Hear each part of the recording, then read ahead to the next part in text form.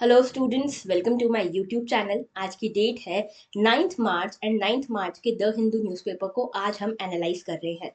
आज के the Hindu newspaper को हम एनालाइज करना शुरू करें उससे पहले मैं आपको बता दूं कि आप हमसे इन तीन मीडियम्स के थ्रू कनेक्ट कर सकते हो। सबसे पहले टेलीग्राम के चैनल के थ्रू आप टेलीग्राम पे सर्च करोगे मयूरी भागवानी, आपको मिल जाएगा। यहाँ पे हम इस लेक्चर की पीडीएफ पोस्ट करते हैं और जो भी अपडेट्स मेरी साइड से होती है मैं इस पे पोस्ट करती हूँ। उसके अलावा मेल आईडी और ट्विटर के थ्रू भी आप मुझसे अपनी क्वेरीज पूछ सकते हो। इन सभी की लिंक्स आपको डिस्क्रिप्शन बॉक्स में मिल जाएंगी। ऑलराइट, आगे बात करते हैं। देखो, प्रीलिम्स सिर्फ 88 डेज दूर है और ऐसे में आपका पढ़ाई तो आपको करनी ही है, लेकिन साथ साथ में आपको फ्रस्ट्रेशन, एंग्जाइटी, ये सब चीज़ों से भी डील करना पड़ेगा। क्योंकि अगर आप एक सीरियस एस्पिरेंट हो तो these things are very common among the serious aspirants. तो टेंशन नहीं लेना है, ठीक है। सिर्फ अपने गोल पे फोकस करना है, सिर्फ अपनी प्रोडक्टिविटी पे फोकस करो। ये मत सोचो कि रिजल्ट क्या होगा क्या नहीं होगा, ठीक है। This does not matter. Alright, आगे बात करते हैं। तो देखो, आज के हमारे टॉपिक्स क्या हैं। ज्योग्राफी में इंडियन डायमंड इंडस्ट्री में लूज, तो यहाँ पे इंडियन डायमंड इंडस्ट्री के बारे में क्या कॉन्टेक्स्ट है, रशिया यूक्रेन से कैसे इसका रिलेशन है, इसको देखेंगे। जीएस2 में इंटरनेशनल रिलेशन में बीबीआईएन को देखेंगे। उसके अलावा Ukraine drops pitch for NATO, इसके बारे में देखेंगे। ब्रेंट ऑयल प्राइजेस सर्च के बारे में देखेंगे। गवर्नेंस में हम देखेंगे गार्जियनशिप ऑफ माइनर्स, इसके ऊपर एक एक्सप्लेनर आर्टिकल है, इसको देखेंगे। साथ में देखेंगे सपोर्ट फॉर पुलिसमैन के बारे में। और यहाँ पे इकोनॉमी, पुलिस वुमेन सॉरी, और इकोनॉमी में हम देखेंगे इनलैंड वाटरवेज इन इंडिया। जीएस4 में we have nothing for today. Alright, अच्छा, आगे बात करते हैं। तो देखो, आज हमने रखे हैं दो क्वेश्चंस। एक सेकेंड, दो क्वेश्चन हैं ये, ठीक है। ये दोनों क्वेश्चंस किससे रिलेटेड हैं? हिस्ट्री से रिलेटेड हैं, जो 2020 के यूपीएससी प्रीलिम्स में पूछे जा चुके हैं। तो I am expecting the answer from you all in the comment section. बाकी जो कल के क्वेश्चंस थे उसका आंसर मैं आपको एंड ऑफ द सेशन में बताऊंगी। ऑलराइट, आगे बात करते हैं। देखो, फर्स्ट हमारा आज का आर्टिकल है the rules around guardianship of minors. तो यहाँ पे माइनर्स के गार्जियनशिप को लेकर यहाँ पे रूल्स के बारे में बात की हुई है। नाउ इसका कॉन्टेक्स्ट क्या है? कल भी द हिंदू में आया था, वो तो स्टोरी आई थी इसलिए मैंने कवर नहीं की। अब यहाँ पे कंसेप्ट आया तो इसलिए मैं कवर कर रही हूँ। देखो, वो स्टोरी ऐसी थी कि एक लड़का था, ठीक है। वो माइनर एज से काफी टाइम से, 7 साल से, अपने पैन कार्ड में अपने फादर का नाम हटवा के अपनी मदर का नाम रखवाना चाह रहा था। लेकिन अभी तक उसका ये काम नहीं हो पाया। एंड में से 7-8 साल के बाद जब उसने इतनी सारी कोर्ट में पिटिशन लगाई, इतनी सारे गवर्नमेंट ऑफिस के चक्कर लगाए, उसके बाद अब उसका जो गार्जियन है पैन कार्ड में, उनका नाम उसकी मदर है, ठीक है। उनकी मदर जो है उनका नाम लिखा हुआ है यहाँ पे। ऑलराइट, तो इसको लेकर यहाँ पे रूल्स की बात की हुई है। तो देखो, अभी क्या हो रहा है कि दो चीजें हैं। एक होती है गार्जियनशिप, ठीक है, गार्जियनशिप। और दूसरा होता है कस्टडी। Alright, custody. अभी क्या होता है, आप देखते होंगे मोस्ट ऑफ द डॉक्यूमेंट्स, जितने भी हमारे ऑफिशियल डॉक्यूमेंट होते हैं, पासपोर्ट, जो हमारा पैन कार्ड है, आधार कार्ड है, उसमें जनरली यहाँ पे फादर का नाम आपको देखने को मिलता है अलोंग विद द पर्सन, ठीक है। Specially in the case of minor children. Okay, तो यहाँ पे उनके साथ उनके फादर का नाम अटैच होता है। This shows the guardianship. Alright, अब काफी सारी ऐसी चीजें हैं जिसमें बदलाव किए गए हैं, जिसमें साथ में मदर का नाम भी इंक्लूड करने के प्रोविजंस लाई है हमारी गवर्नमेंट। कई जगहों पे सिर्फ मदर का नाम पूछा जाता है, तो ऐसा होता है बैंक अकाउंट्स में भी आप देखोगे तो कई सारे बैंक जो है वो आपसे फादर का नाम ना पूछ के मदर का नाम पूछते हैं। तो ये चीजें थोड़ा थोड़ा चेंज आ रहा है। लेकिन अभी जैसे पैन कार्ड की बात की हुई है, तो पैन कार्ड में आज भी जो है फादर एज अ गार्जियन यहाँ पे लिखे जाते हैं, उनका नाम यहाँ पे लिखा जाता है। तो यहाँ पे पैन कार्ड हो गया, पासपोर्ट हो गया, इसके रूल्स की बात की हुई है कि यहाँ पे जो एप्लीकेंट है उसको कई सारे सालों तक चक्कर लगाना पड़ता है अपने मदर के नाम के ऊपर, ये सब पैन और पासपोर्ट वगैरह बनवाने में। If her if his mother और if her mother is a single parent. Okay, तो ये इशू है। अब यहाँ पे देखो, चाहे स्कूल सर्टिफिकेट हो या फिर कोई और डॉक्यूमेंट हो, उसमें फादर ही यूजुअली गार्जियन होता है। अब एक पीआईएल लगाई गई मद्रास हाई कोर्ट में, जिसमें ये कहा गया कि all documents must also require the mother's name to be mentioned along with the father's. तो यहाँ पे पीआईएल में मद्रास हाई कोर्ट ने ये जजमेंट दिया कि जितने भी डॉक्यूमेंट्स पे फादर का नाम है उस पे मदर का नाम भी होना चाहिए, ठीक है। ये चीज यहाँ पे बोली गई है। अब यहाँ पे 2016 में मिनिस्ट्री ऑफ एक्सटर्नल अफेयर्स जो है वो यहाँ पे रूल्स लेकर आया, इन रूल्स को लिबरलाइज किया गया, ठीक है। ये सब किया गया on a recommendation of 3 membered committee, जिसमें external affair minister, women and child development के मिनिस्टर, ये सभी थे। इन्होंने ये बोला कि अगर कोई बच्चा है जिसके पासपोर्ट पे गार्जियन का नाम किसका होना चाहिए, अगर उसके पेरेंट्स में डिवोर्स हो चुका है तो ऐसे में यहाँ पे ये कहा गया कि यहाँ पे कई सारी चीजें एग्जामिन की गई। फॉलोइंग द चेंजेस, अब एप्लीकेंट जो है वो यहाँ पे ईदर ऑफ द पेरेंट का नाम मेंशन कर सकता है। ईदर ऑफ द पेरेंट यानी कि फादर या मदर, किसी का भी नाम यहाँ पे मेंशन किया जा सकता है। ओके, 2018 में इनकम टैक्स एक्ट में भी यहाँ पे अमेंडमेंट किया गया और ये कहा गया कि फादर का नाम मैंडेटरी नहीं है, मदर का नाम भी आप लिख सकते हो अगर आपकी मदर एक सिंगल पेरेंट है तो, ठीक है। और यहाँ पे जो न्यू पैन एप्लीकेशन फॉर्म है वो भी आपका नाम अब मदर के साइड से मांग रहा है, मदर का नाम आपसे मांग रहा है along side with the father. तो फादर और मदर दोनों का नाम आपसे मांगा जाता है। ओके, इसके साथ साथ अब एप्लीकेंट जो है वो ये भी चूज कर सकता है कि उनको उनके फादर का नाम अपने पैन कार्ड पे चाहिए या फिर अपनी मदर का नाम चाहिए, ठीक है। ये सब रूल्स तो हैं, लेकिन क्या ये ग्राउंड पे इम्प्लीमेंट हो रहे हैं? ये नहीं हो रहे हैं इम्प्लीमेंट, ठीक है। अब गार्जियनशिप लॉस कहता क्या है?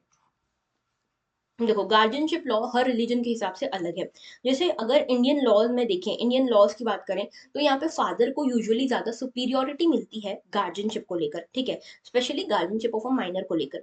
ऑलराइट, अब जैसे रिलीजियस लॉज ऑफ हिंदूज की हम बात करते हैं, तो Hindu minority and guardianship act, ये देखो Hindu minority and guardianship act जो है वो 1956 का एक्ट है और ये बोलता है कि कोई भी माइनर बच्चा जो है उसकी जो यहाँ पे गार्जियनशिप है, नेचुरल गार्जियन उसका यहाँ पे होगा उसका फादर, ठीक है। तो natural guardian of a Hindu minor in respect of the minor's person और property is the father and after him the mother. तो यहाँ पे पहले father will be the natural guardian और उसके बाद मदर, ठीक है। अगर फादर नहीं है तो मदर, वरना एक्चुअल नेचुरल गार्जियन जो है वो फादर रहेगा। ये कहते हैं Hindu laws, Hindu guardianship act जो है वो ये कहता है। और यहाँ पे कस्टडी की जो बात की हुई है, तो माइनर की कस्टडी 5 इयर्स की एज तक उसकी मदर के पास रहेगी। उसके बाद चाहो तो चेंज करवा सकते हो आप, लेकिन 5 इयर्स तक उसकी कस्टडी मदर के पास रहेगी। लेकिन स्टार्टिंग से लेके एंड तक, मतलब कि बच्चे के बर्थ से लेके 18 इयर्स की एज तक उसकी गार्जियनशिप उसके फादर को यहाँ पे नेचुरल गार्जियन उसका माना जाएगा, ठीक है। ये कहता है हिंदू जो गार्जियनशिप एक्ट है। वैसे मुस्लिम पर्सनल लॉ जो है, शरीयत एप्लीकेशन एक्ट, ये कहता है कि रिलीजियस लॉ यहाँ पे भी अप्लाई होता है गार्जियनशिप के केस में भी। और यहाँ पे father is considered the natural guardian of a child of a minor, लेकिन मदर के पास कस्टडी रहती है। अगर कोई बॉय है तो यहाँ पे 7 इयर्स, उसके 7 इयर्स की एज तक मदर के पास कस्टडी रहेगी।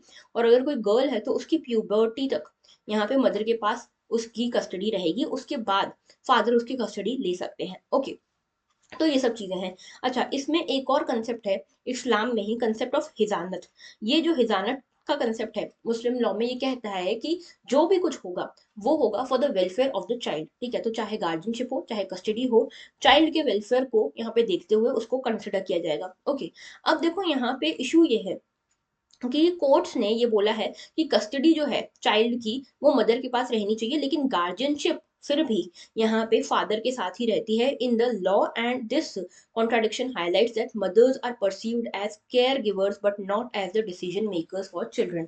तो यहाँ पे भले आपने कस्टडी मदर को दे दी, ठीक है, लेकिन आपने गार्जियनशिप मदर को नहीं दी। तो इसका मतलब ये दिख रहा है कहीं ना कहीं हमारे लॉ में अभी भी एक कॉन्ट्राडिक्शन है कि हम मदर्स को, हम फीमेल्स को केयर गिवर्स मानते हैं, लेकिन हम उनको डिसीजन मेकिंग पावर्स अपने बच्चे की, अपने खुद के बच्चे के डिसीजन मेकिंग पावर्स उनको नहीं दे रहे। हमने वो डिसीजन मेकिंग पावर्स जो है वो फादर को दी, लेकिन जो भी रिस्पॉन्सिबिलिटीज है वो मदर को दी। तो केयर गिवर हो गई मदर और जो भी डिसीजन है वो फादर लेगा, ठीक है। तो यहाँ पे एक बायस हमारे लॉ में भी आज एग्जिस्ट करता है, ठीक है। सुप्रीम कोर्ट ने एक जजमेंट दिया गीता हरिहरन केस जो 1999 का था। इसमें बोला पार्शियल रिलीफ दिया जाएगा, ठीक है। इसमें बोला गया कि जो हिंदू गार्जियनशिप एक्ट है उसको चैलेंज किया गया इस ग्राउंड पे कि आर्टिकल 14 को ये वायलेट करता है, राइट टू इक्वालिटी को ये वायलेट करता है। हिंदू गार्जियनशिप एक्ट बोलता है कि जो नेचुरल गार्जियन होगा बच्चे का वो फादर होगा और उसके बाद मदर होगी, आफ्टर दैट, ये बोला है ना आफ्टर दैट। तो ये आफ्टर दैट गलत है। ओके, ये कहते हैं कि आफ्टर जो लिखा है वो ऐसा नहीं होना चाहिए, यहाँ पे सिर्फ लिखा होना चाहिए in the absence of father mother can be. यहाँ पे इस चीज की बात की गई है कि यहाँ पे आफ्टर नहीं होना चाहिए, मदर और फादर दोनों ही यहाँ पे नेचुरल गार्जियन होने चाहिए, ठीक है। और यहाँ पे ये जो जजमेंट है, यहाँ पे देखो ये चीज बोली गई कि यहाँ पे इन द एब्सेंस ऑफ, ये जो कोर्ट का केस आया, जजमेंट आया, उसमें बोला गया आफ्टर दैट का मतलब ऐसा नहीं कि फादर की डेथ हो जाए उसके बाद मदर गार्जियन बनेंगे नेचुरल गार्जियन। यहाँ पे कोर्ट बोलती है कि यहाँ पे फादर की एब्सेंस में भी मदर गार्जियन बन सकती है, लेकिन यहाँ पे प्रायोरिटी किसको मिली? फादर को मिली। तो यहाँ पे मदर के रोल को अभी भी प्रॉपरली रिकॉग्नाइज नहीं किया गया। इसके कारण एक अमेंडमेंट की भी बात की गई, लेकिन अमेंडमेंट हुआ नहीं, ठीक है। है। अब लॉ कमीशन जो है इंडिया की, उसने अपनी 257th रिपोर्ट में ये कहा है कि यहाँ पे रिफॉर्म्स होने चाहिए। 2015 में ये रिपोर्ट दी और इन्होंने बोला है कि superiority of one parent over the other should be removed and both mother and father should be regarded simultaneously. यानी कि मदर और फादर दोनों को ही यहाँ पे नेचुरल गार्जियन कंसिडर करना चाहिए। Even in Islam, even in Hinduism, दोनों में ही यहाँ पे दोनों पेरेंट्स नेचुरल गार्जियन होने चाहिए and they should be given equality in both the things, in custody and also in guardianship. Okay, तो ये चीज यहाँ पे बोली गई। दूसरी चीज ये भी बोली गई कि father and mother as being natural guardians jointly and severally, तो यहाँ पे दोनों को जॉइंटली भी आप नेचुरल गार्जियनशिप दे सकते हो। इसके बारे में हमको सोचना चाहिए। अब वे फॉरवर्ड ये है कि गवर्नमेंट के डिपार्टमेंट्स को, कई सारे गवर्नमेंट डिपार्टमेंट्स को ये यहाँ पे रिक्वेस्ट की गई है, ये अर्ज किया गया है कि आप यहाँ पे प्रोएक्टिवली अमेंड करो अपने रूल्स को और गीता हरिहरन केस जो जजमेंट है उसके साथ में, उसके सिंक में अपने रूल्स को बनाओ। मतलब कि आप मदर को भी यहाँ पे गार्जियन कंसिडर करो। ओके, तो ये पूरा आर्टिकल था। तो देखो अभी कल ही विमेंस डे गया है, तो लेकिन ये विमेंस डे पे हमने बातें बड़ी बड़ी कर ली, लेकिन क्या हम एक्चुअल में लीगल तरीकों से लॉ में क्या हम इक्वालिटी ला रहे हैं? तो दिस इज एन एग्जांपल जहां पे हम कोशिश कर रहे हैं कि जो भी पीछे स्टीरियोटाइप्स रहे हैं, जो भी बायसेस रहे हैं, उसको हम ठीक कर सकें। ओके, आगे बात करते हैं। तो देखो नेक्स्ट हमारा आर्टिकल है Bangladesh India Nepal to move ahead on motor vehicle act pact. ठीक है, तो बेसिकली ये क्या है, देखो पहले इसके बारे में समझते हैं फिर आएंगे न्यूज आर्टिकल पे। तो देखो बीबीआईएन जो है इसमें क्या कहा गया है? इसमें कहा गया है कि बीबीआईएन क्या है, पहले तो इसका नाम समझो। बीबीआईएन का मतलब है भूटान, बांग्लादेश, ठीक है, इंडिया एंड नेपाल। ये चार कंट्रीज की एक सब ग्रुपिंग है। ठीक है, एक रीजनल सब ग्रुपिंग है इंडिया की। और ये बेसिकली प्लान की गई थी for the ease of access among the four countries. तो अभी क्या है, ये चारों कंट्रीज आपस में जुड़ी हुई हैं। इस पार्टनरशिप का, इस ग्रुपिंग का एम ये था कि जैसे मान लो इंडिया से हमको बांग्लादेश को सामान भेजना है, तो हम सीधे हमारी ट्रक्स जो हैं उधर तक भी अपना एक्सेस कर सकें। इंडिया से डायरेक्टली नेपाल होते हुए बांग्लादेश जा सके, भूटान नेपाल होके बांग्लादेश जा सके, बांग्लादेश से सीधे इंडिया आ सके। ये सारी चीजें यहाँ पे ईज ऑफ एक्सेस जो है उसको यहाँ पे इंश्योर करने की कोशिश की गई है। सो बेसिकली ये अल्टरनेटिव प्रपोज किया गया था government after Pakistan rejected the motor vehicle agreement at SAARC summit in Kathmandu 2014। तो बेसिकली सार्क, सार्क क्या है? South Asian association of for regional cooperation. ठीक है, तो यहाँ पे सार्क में 8 कंट्रीज आती हैं। ठीक है, थोड़ा सा मैं आपको बता देती हूँ इसके बारे में। ये देखो, ये south Asian association for regional cooperation, ये 8 कंट्रीज का ग्रुप है जो साउथ एशिया की जो कंट्रीज हैं। कौन कौन आता है इसमें? एक आता है, ये देखो यहाँ इंडिया है, फिर ये पाकिस्तान है, अफगानिस्तान है, नेपाल है, उसके अलावा भूटान है, बांग्लादेश है, श्रीलंका और मालदीव्स। ये 8 कंट्रीज हैं। ठीक है, अब यहाँ पे बोला गया, सबसे पहले सार्क में प्रपोज किया गया 2014 में कि कौन कौन हमारे साथ इस चीज में शामिल होना चाहता है। इंडिया ने प्रपोज किया। तो यहाँ पे देखो, यहाँ पे नेपाल आया, आगे भूटान आया, बांग्लादेश आया, इंडिया तो था ही। तो ये 4 कंट्रीज थी। पाकिस्तान को भी कहा गया कि आप आना चाहो तो, पर पाकिस्तान ने मना कर दिया, हमको कुछ नहीं करना इंडिया के साथ। ठीक है, तो पाकिस्तान ने मना कर दिया, उसका लॉस। ठीक है, कोई बात नहीं। ओके, उसके बाद देखो यहाँ पे अफगानिस्तान तो वैसे ही ऑलरेडी काफी वॉलेटाइल सिचुएशन चलती, तो अफगानिस्तान को इसमें शामिल नहीं किया गया था। अब बच्चे ये मालदीव और श्रीलंका जो है, ये आइलैंड कंट्रीज हैं, तो इनका तो वाटरवे से ही कनेक्शन हो सकता है, लैंड रूट के थ्रू तो कनेक्शन हो नहीं सकता। तो सिर्फ ये 4 कंट्रीज के बीच में ही ये पैक्ट साइन हुआ। ठीक है, मोटर व्हीकल एक्ट क्यों बोल रहे हैं? क्योंकि मोटर व्हीकल से रिलेटेड ही ये इशू है पूरा। ठीक है, अब देखो दूसरी चीज, जो ये मोटर व्हीकल एक्ट है, ये साइन किया गया between the transport ministers of BBIN countries in Thimphu, Bhutan in on 15 जून 2015। तो 2015 में बेसिकली ये चारों कंट्रीज के ट्रांसपोर्ट मिनिस्टर्स ने इस एग्रीमेंट को साइन किया। ठीक है, अब यहाँ पे क्या होना था कि it allows trucks and other commercial vehicles to ply on one another highway to facilitate trade को फैसिलिटेट करने के लिए एक दूसरे के जो भी रोड्स हैं वहां पे हमारी ट्रक्स जो हैं एक्सेसिबल हो सके दोनों ही जगह पे।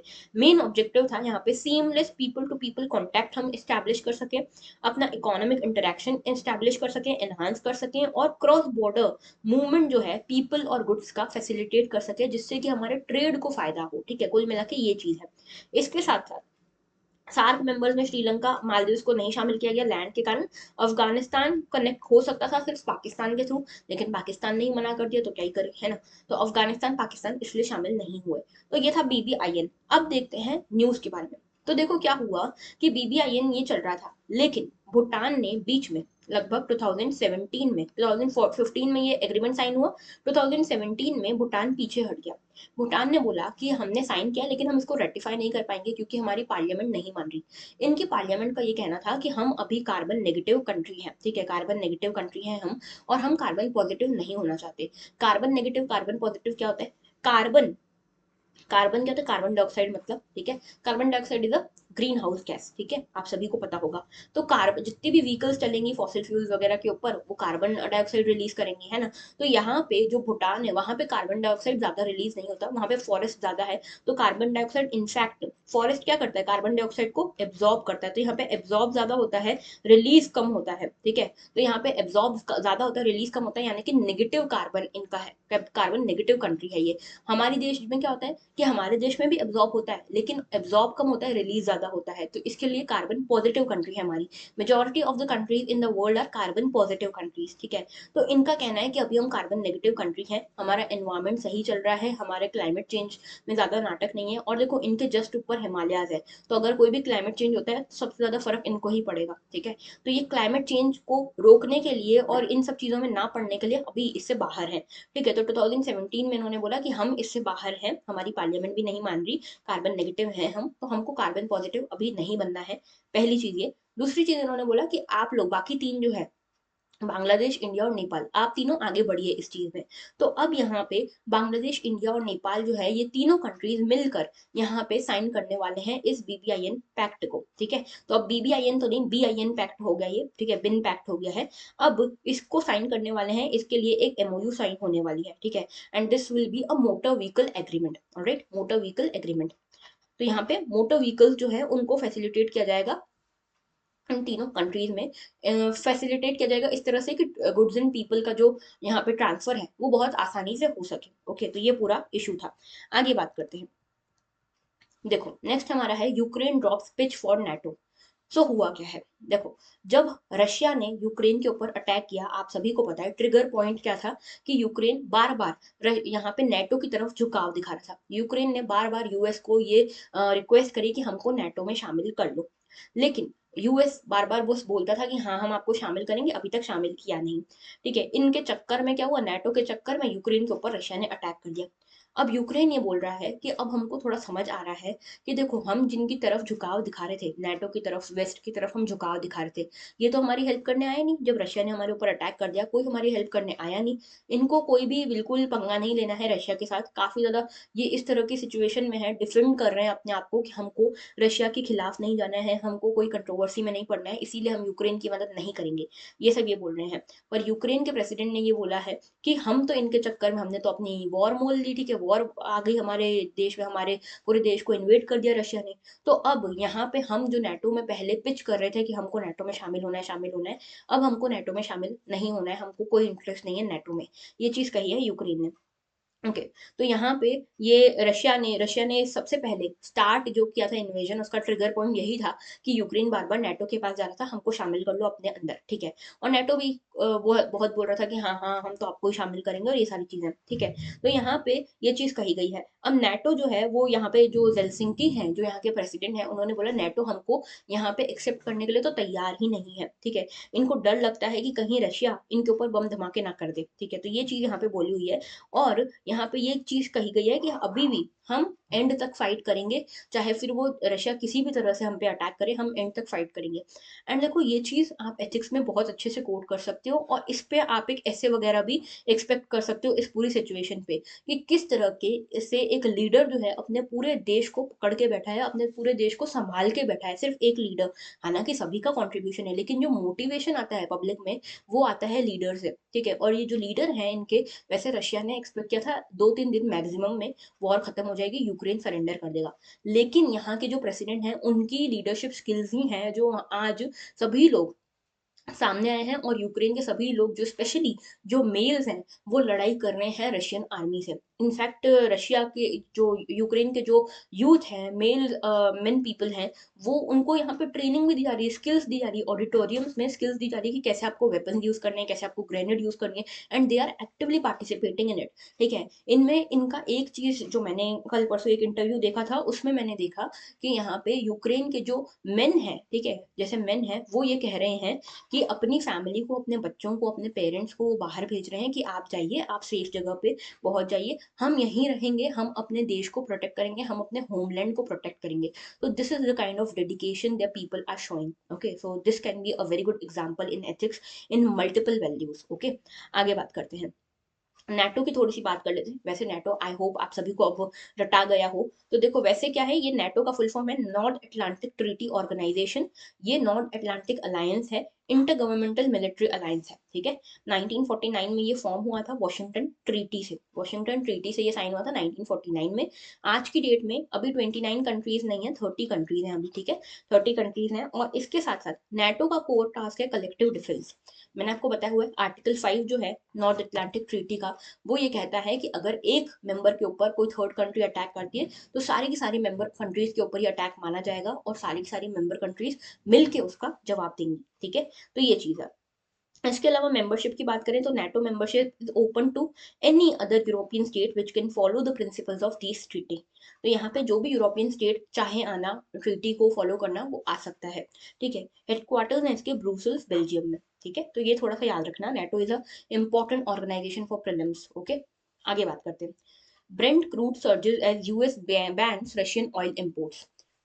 हुआ क्या है, देखो ये जो वॉर है काफी ट्रिकी होता जा रहा है, काफी ज्यादा ट्रेजिडीज यहाँ पे होती जा रही हैं, काफी सारे लोगों की जान जा रही है। अब रशिया के रिसोर्सेज भी कम हो रहे हैं, तो रशिया आवरा बावरा होके घूम रहा है। ठीक है, तो अब रशिया चाहता है कि जल्दी से जल्दी वॉर खत्म हो, बैटल खत्म हो। ओके, तो अब इन सब चक्करों में रशिया क्या कर रहा है, और ज्यादा इंटेंसिफाई करता जा रहा है वॉर को। अब रशिया इंटेंसिफाई करता जा रहा है वॉर को, यूक्रेन उसका जवाब दे रहा है, लेकिन इसमें थू थू किसकी हो रही है, यूएस की, कि यूएस की तो कोई हेजमनी ही नहीं है, यूएस तो कुछ कर ही नहीं पा रहा। ठीक है, तो ये सब चीजें हो रही है। अब यूएस ने इसके बदले में क्या किया है, यूएस ने रशिया के ऊपर और स्ट्रिंजेंट इकोनॉमिक सैंक्शंस लगाने की बात की है।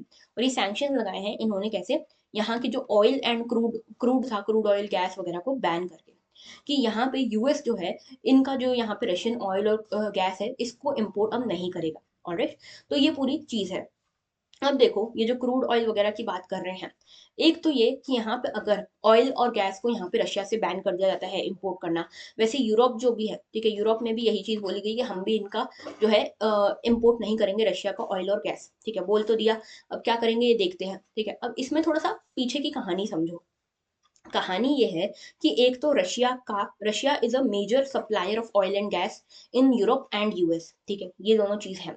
अब अगर आप इनसे माल लेना खरीदना कम कर दोगे या बंद कर दोगे, ऑयल गैस खरीदना बंद कर दोगे, तो क्या होगा, आपको दूसरे जो जगह है वहीं से खरीदना पड़ेगा। अब उनकी तो एक ही मतलब कॉमन सप्लाई था। ठीक है, मान लो रशिया जो है ये 100 litres, for example hypothetical situation, 100 litre oil provide करता था, सप्लाई करता था। ठीक है, बाहर के देश मान लो 80 लीटर सप्लाई करते थे, 180 लीटर्स की कुल डिमांड है। ठीक है, अब आपने रशिया को तो बैन कर दिया, तो अब आपकी 180 लीटर्स की डिमांड है, लेकिन सप्लाई आपके पास कितना है दूसरी जगहों से, सिर्फ 80 लीटर। सप्लाई है कम, डिमांड है ज्यादा, क्या होगा, प्राइस बढ़ेगा, इन्फ्लेशन आएगा in the prices of Brent crude and all the crude and gas वगैरह। ठीक है, ये इशू है। दूसरी चीज, ये तो कहानी यहाँ वाली थी, इकोनॉमी वाली कहानी है, मैंने आपको समझाई। दूसरी चीज, थोड़ा सा कॉन्टेक्स्ट समझते हैं। यूएस जो है, यूएस में जो टोटल इंपोर्ट आता है, मतलब जितना भी यूएस इंपोर्ट करता है ऑयल एंड गैस को, उसमें से 8% जो है वो रशिया से करता है, मतलब बहुत ज्यादा नहीं है, तो यूएस के ऊपर उतना इम्पैक्ट नहीं पड़ेगा। लेकिन बाकी देशों के ऊपर देखो, अब यूएस के पास तो पैसा भी है, चाहे तो लगा भी दे, लेकिन बाकी देशों के पास थोड़ी ना उतना पैसा है। यहाँ पे ऑयल प्राइसेस तो सभी के लिए बढ़ेंगे, तो बाकी देश कैसे भरेंगे, एक चीज ये है। तो यूएस को कोई ज्यादा फर्क नहीं पड़ने वाला है।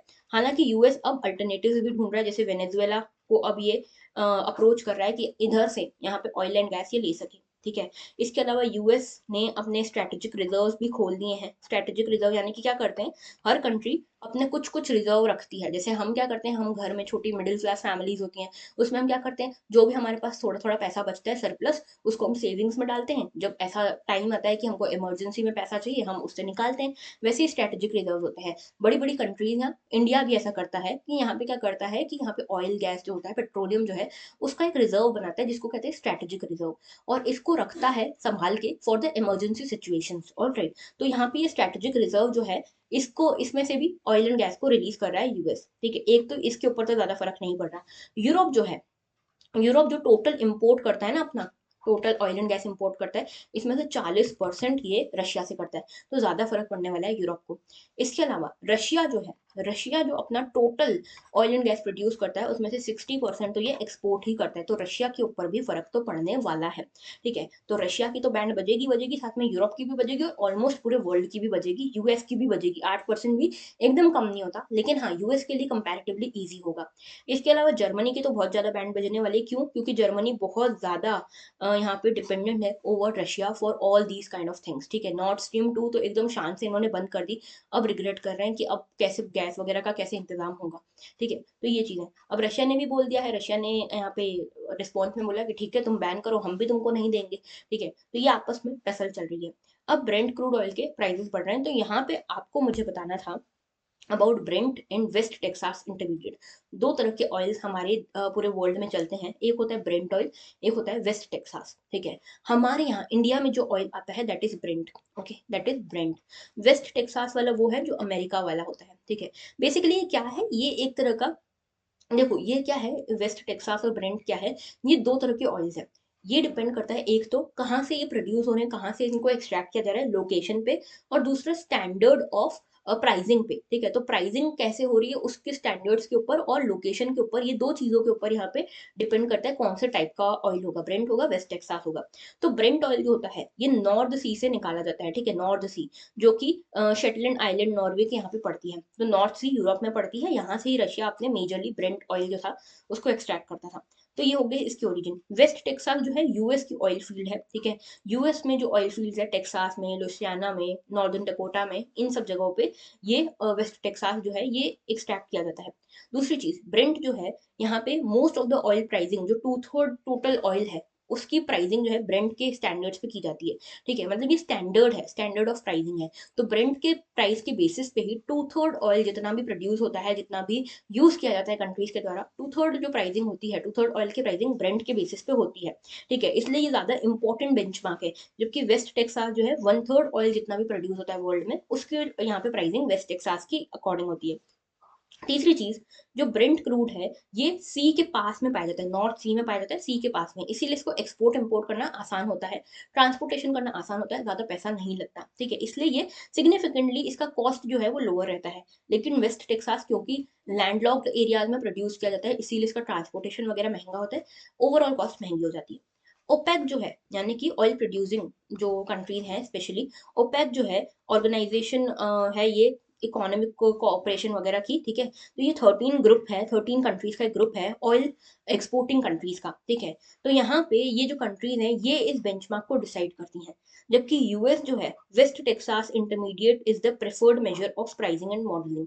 तो यहाँ पे ओपेक से जो भी कंट्री इंपोर्ट करती है ऑयल, जैसे हम भी ओपेक से ही करते हैं, ठीक है, हमारा भी ब्रेंट क्रूड ऑयल के ऊपर ही स्टैंडर्ड है प्राइसिंग वगैरह का। और जो यूएस जो है, यूएस जब जहाँ पे भी एक्सपोर्ट करता है वो वेस्ट टेक्सास इंटरमीडिएट के बेसिस पे प्राइसिंग करता है उसकी। ठीक है, तो प्राइसिंग के दो मॉडल्स है। ठीक है, डिपेंडिंग अपॉन कि वो जो ऑयल वहां जहां से भी प्रोड्यूस हो रहा है उसके बेसिस पे ये प्राइसिंग की जाती है। तो ब्रेंट और वेस्ट टेक्सास इंटरमीडिएट के बारे में आपको पता होना चाहिए। ऑलराइट, आगे बात करते हैं। इंडिया डायमंड इंडस्ट्री में लूज शीन ऑन कॉन्फ्लिक्ट। तो बेसिकली देखो क्या हुआ है, अभी रशिया के ऊपर इतने सारे सैंक्शन लग रहे हैं, ये सब चीजें हो रही है, इसमें इंडिया की डायमंड इंडस्ट्री को काफी नुकसान हो सकता है। क्यों? क्योंकि रशिया से काफी ज्यादा रॉ डायमंड आता था इंडिया में। ठीक है, रॉ डायमंड इंडिया में आता था, इसकी पॉलिशिंग फिनिशिंग इंडिया में होती थी। तो इंडिया एक बहुत बड़ा मार्केट है इस पॉलिशिंग और फिनिशिंग का। ठीक है, पॉलिशिंग फिनिशिंग इंडिया करके भेजता था, जिससे काफी अच्छा रेवेन्यू आता था। ये कहा जा रहा था कि फाइनेंशियल ईयर 2022 में एम ये था कि $24 बिलियन का रेवेन्यू जनरेट कर सकती है डायमंड इंडस्ट्री। ठीक है, यूजिंग दिस रॉ डायमंड, इसकी फिनिशिंग और पॉलिशिंग वगैरह करके।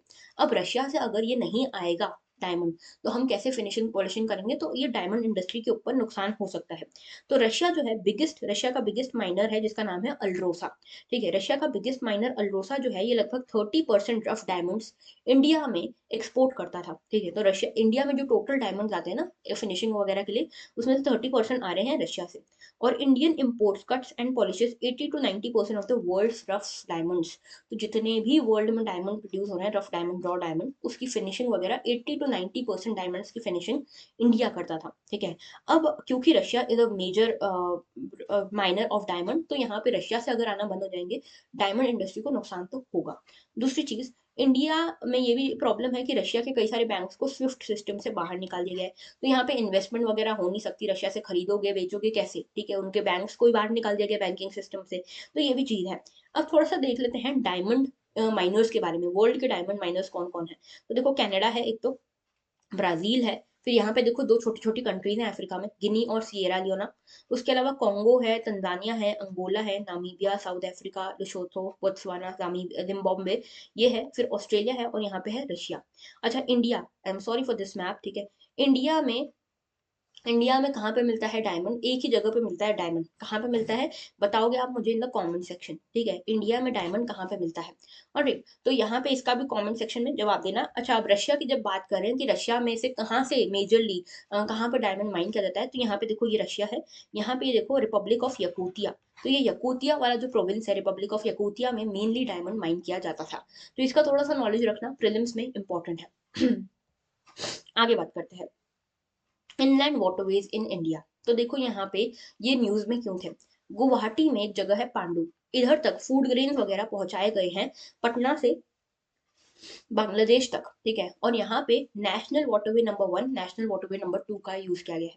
तो ये waterways have turn out to be very significant in terms of these connections. Okay, तो यहाँ पे स्पेशली नॉर्थ ईस्ट के तो बहुत ज्यादा अच्छे हो गए हैं। अब देखो हमारे देश में टोटल 111 इंडियन वाटरवेज प्रपोज किए गए थे। ठीक है, under national waterway act of 2016। तो 2016 में एक एक्ट आया जिसमें हमने बोला कि 111 वाटरवेज हम बनाएंगे। ओके, अब ये वाटरवेज क्या होते हैं? इनलैंड वाटरवे क्या होता है? एक तो देखो ओशन के थ्रू आप पहुंच सकते हो किसी भी जगह तक। ठीक है, सी के थ्रू। ठीक है, उसके बाद यहाँ पे क्या होता है, कई बार क्या होता है, ओशन के थ्रू तो शिप वगैरह से पहुंच जाओगे।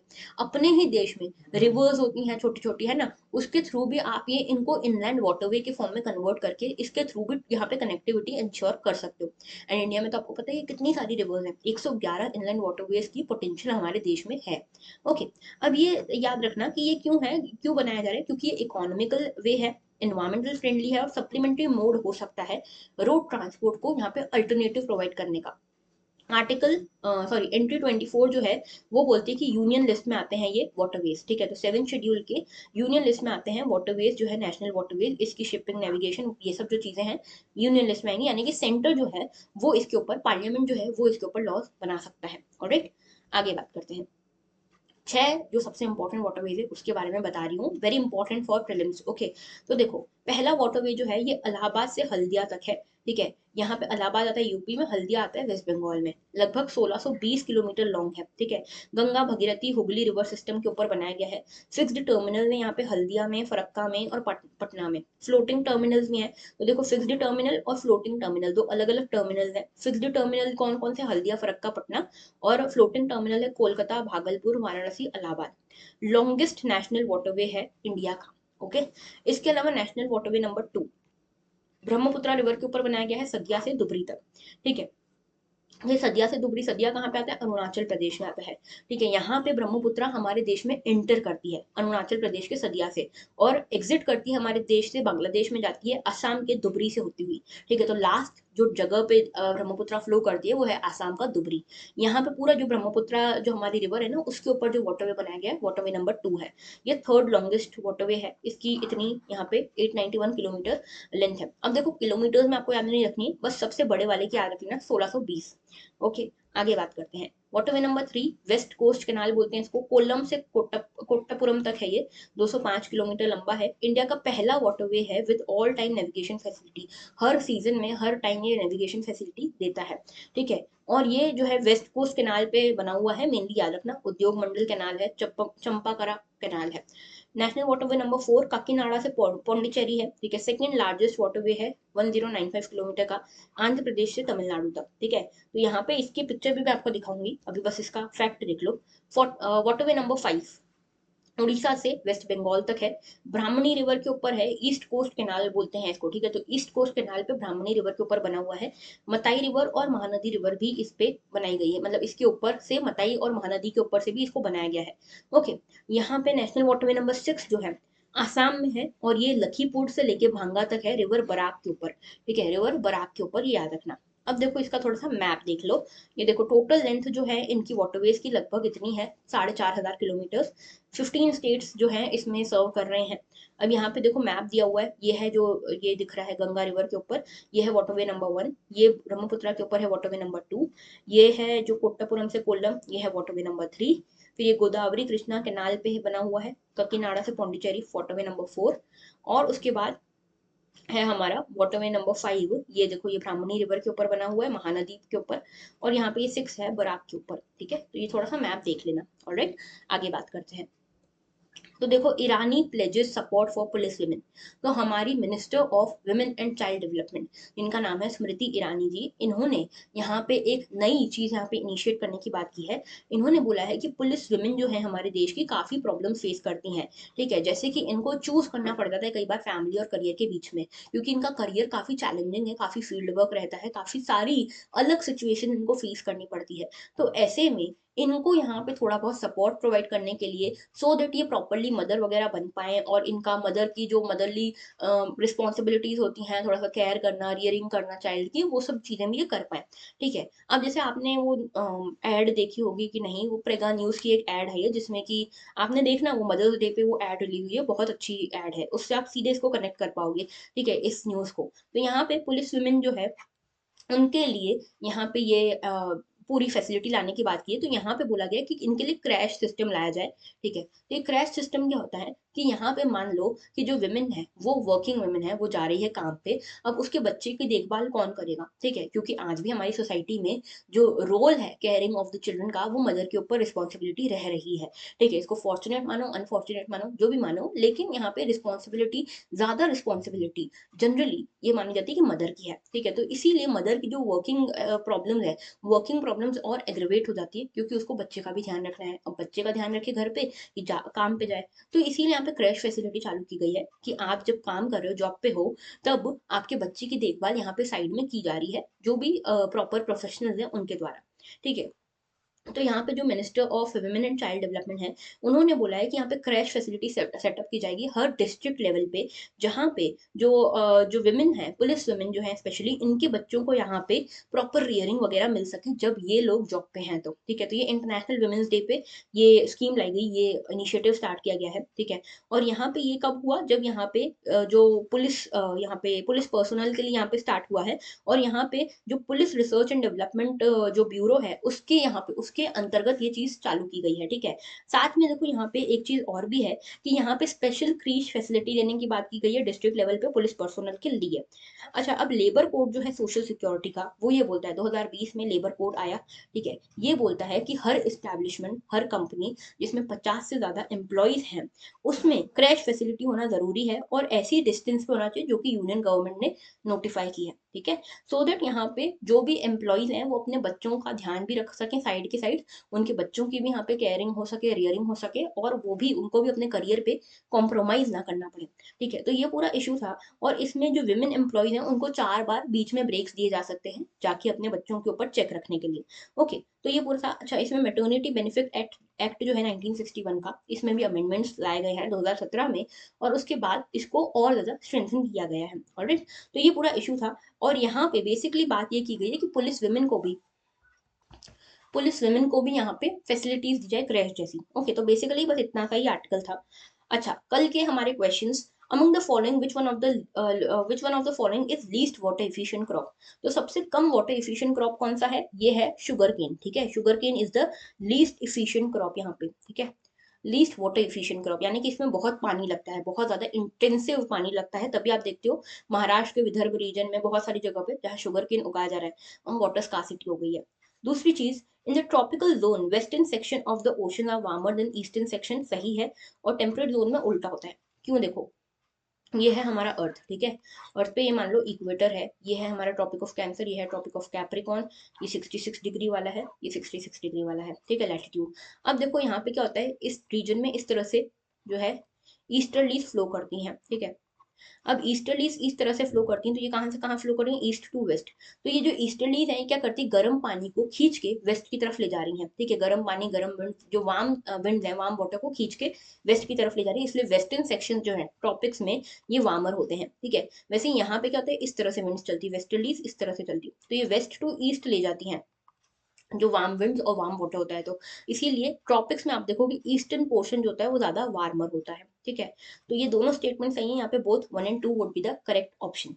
कल मैंने आपको कहा था कि मैं आपको बताऊंगी difference between UAPA and sedition. मुझे मेल किया किसी ने कि उनको समझना है यूएपीए और सेडिशन में क्या डिफरेंस है।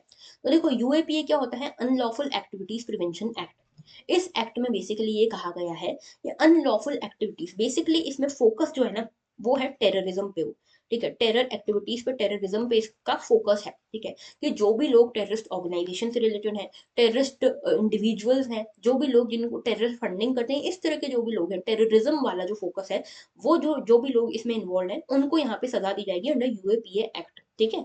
ये चीज यहाँ पे है। ओके, अब जैसे टेररिस्ट एक्ट हो गए, मेंबर हो गए टेररिस्ट ऑर्गेनाइजेशन की, फंडिंग देते हो, सपोर्ट देते हो, ये सब चीजें इसमें होंगी, ठीक है। तो यहाँ पे जो टेररिस्ट, यहाँ पे यूएपीए जो है इसमें डेथ पेनल्टी और यहाँ पे लाइफ इम्प्रीजनमेंट तक की सजा आपको हो सकती है। ऑलराइट, ये है यूएपीए। अब इसमें कुछ कुछ अमेंडमेंट्स भी प्रपोज थे, वो आप देख सकते हो। सेंट्रल गवर्नमेंट के पास पूरा डिस्क्रिप्शन रहता है। अब सेडिशन क्या है, सेडिशन का मतलब होता है राजद्रोह। द्रोह, इसमें बेसिकली देखो ये सेक्शन 124 ए में अलग से दिया हुआ है, वो जो है वो अलग एक्ट है, ठीक है। ये देखो, ये एक्ट है 1967 का एक्ट है, 2019 में इसमें अमेंडमेंट हुआ। ये जो है ये एक्ट नहीं है, ये आईपीसी के सेक्शन 124 ए में इसकी बात की हुई है, ठीक है। अब देखो इसमें क्या होता है, राजद्रोह, यानी कि इसमें आपने कोई भी ऐसा काम किया है जो कि यहाँ पे गवर्नमेंट के अगेंस्ट डिसअफेक्शन ला रहा है। जैसे कि आपने सोशल हार्मनी को ब्रेक करने की कोशिश करी, आप गवर्नमेंट के अगेंस्ट लोगों को भड़का रहे हो, ये सब चीजें इसमें इन्वॉल्व है। अब देखो ये चीज समझना, यूएपीए और सेडिशन दोनों में जो डेफिनेशन इन्वॉल्व है काफी वेग है, ठीक है। इसीलिए आपको कंफ्यूजन होता है कि इसमें क्या डिफरेंस है, इसमें क्या डिफरेंस है। लेकिन याद रखना, UAPA is majorly concerned towards terrorism, और यहाँ पे सोशल हार्मनी को अफेक्ट करना, सोशल डिसहार्मनी फैलाना, या फिर किसी एक पर्टिकुलर कम्युनिटी के अगेंस्ट कोई क्राइम करना, या फिर गवर्नमेंट के अगेंस्ट डिसअफेक्शन पैदा करना किसी भी थ्रू, किसी भी मीडियम के थ्रू, ये सब चीजें यहाँ पे सेडिशन में कवर होती हैं, ठीक है। इसकी पनिशमेंट देखो, इसकी पनिशमेंट है 3 साल से लेकर 3 इयर्स से लेकर लाइफ इम्प्रीजनमेंट तक इसकी पनिशमेंट हो सकती है। अब एलिगेशन दोनों ही लॉस के ऊपर ये लगते हैं कि ये फ्रीडम ऑफ एक्सप्रेशन को रोकने का, या रोकने के लिए मिसयूज किए जा रहे हैं दोनों लॉज, ये एलिगेशंस लगते हैं, ठीक है। तो यहाँ पे जो डिसेंट है, डिसेंट को कर्ब करने के लिए ये दोनों का मिसयूज हो रहा है, ये भी एलिगेशंस लगते हैं। सो आई होप आपको बेसिक डिफरेंस दोनों के बीच में क्लियर हो गया होगा। सेडिशन मतलब होता है राजद्रोह, और यूएपीए यानी कि अनलॉफुल एक्टिविटीज प्रिवेंशन एक्ट में टेररिज्म को यहाँ पे मेजर कंसर्न दिखाया जा रहा है, ठीक है, उस पर फोकस किया जा रहा है। तो दोनों में ये डिफरेंस है। आई होप आपको अब क्लियर होगा। ओके, तो that was all for today. Thank you for watching, have a very good day. और अगर आपको वीडियो अच्छा लगा है तो लाइक करना, शेयर करना मत भूलना, सब्सक्राइब करना मत भूलना चैनल को। तो that was all, thank you for watching, have a very good day.